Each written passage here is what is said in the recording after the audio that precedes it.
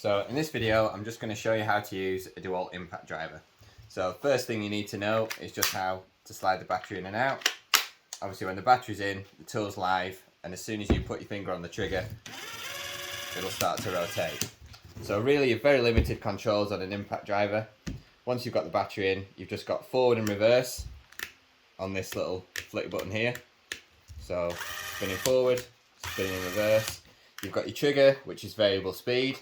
So you can start your impact driver off slowly and then slowly increase the speed.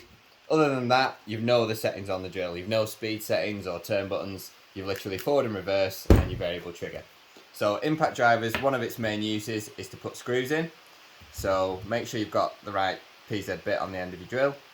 You'll need to get one of these bit adapters in order to use your impact driver with a screw.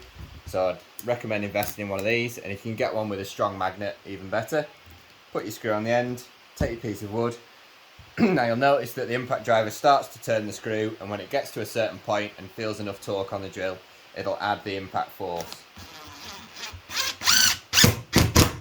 There you go, so that clicking noise is the impact driver doing its thing. And again, you can take the screw out in reverse